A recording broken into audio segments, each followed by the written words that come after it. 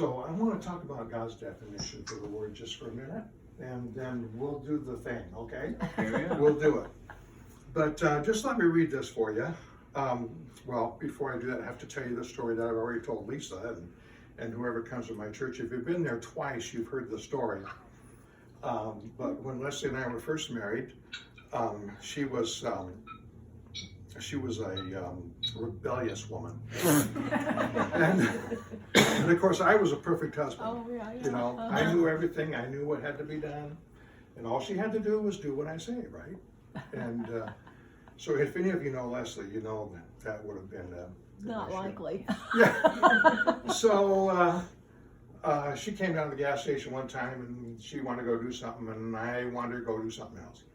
And whatever it was turned into an argument, and I walked back in the gas station, and I was just complaining to my Uncle Jim. And we had a Bible out front, and he flips it open to Ephesians 5:25, and he puts his finger on that and goes, "Ronnie, read your own mail." And he walked away. And Ephesians 5:25 is addressed to, you know who it's addressed to? Husbands. It starts with husbands, and it says, "Husbands, love your wives, even as Christ also loved the church and gave himself for it, that he might sanctify and cleanse it with the washing of water by the word, that he might present it to himself a glorious church, not having spot or wrinkle or any such thing, but that it should be holy and without blemish. So ought men to love their wives as their own bodies. He that loveth his wife loveth himself, for no man ever yet hated his own flesh, but nourisheth and cherisheth it, even as the Lord the church." And so God's definition of love is what you do for somebody else, not what somebody else does for you. And when I married Leslie, it was all about what she did for me. You know, here's a pretty girl. She's got long hair way down here.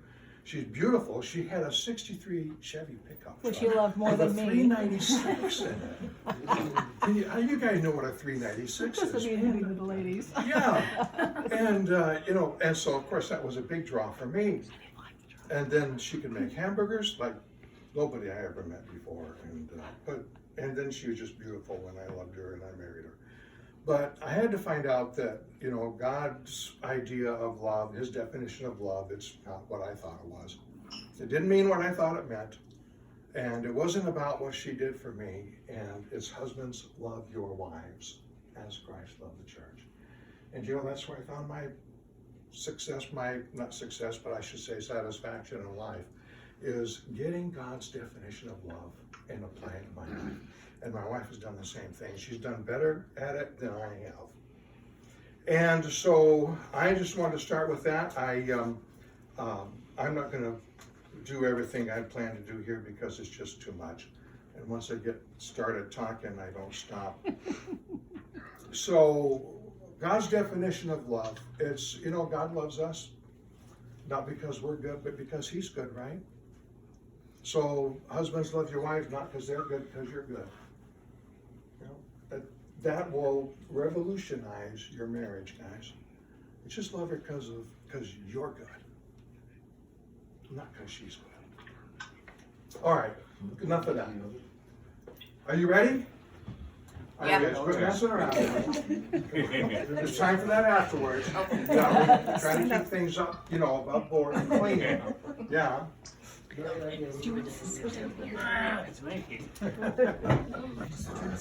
ready to do this? Why don't you stand like this so people can see your faces? How's that? Is that okay? Okay, Mom. I need, okay. And you got the Luke, rings? Go stand up by Grandpa, babe. Everything okay? Yep, Okay, this is totally unrehearsed, it sure is. but not without practice.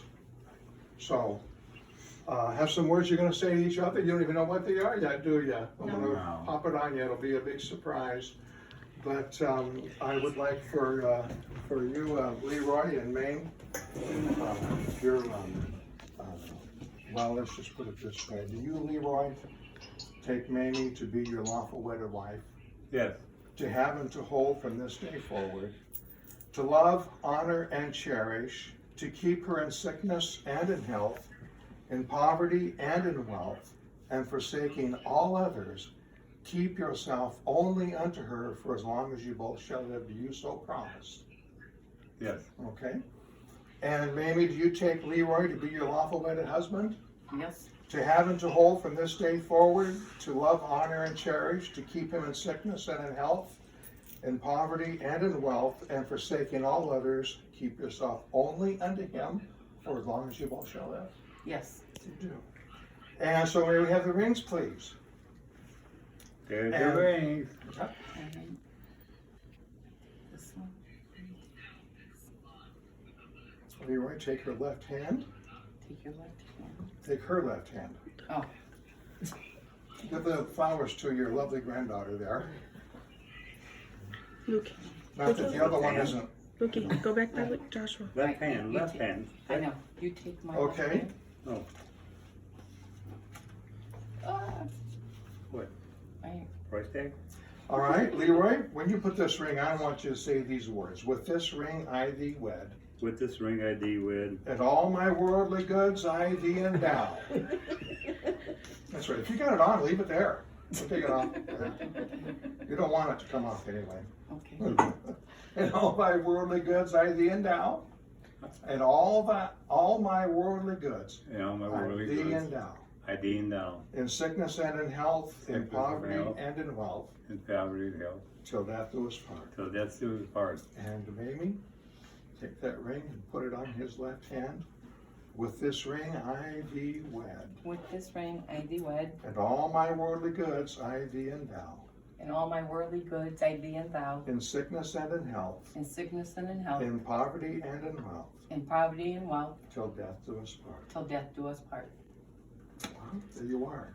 You're hitched. This is Mr. and Mrs. Leroy Novakowski. Novakowski, yeah. And you I can didn't kiss write the that bride. down. And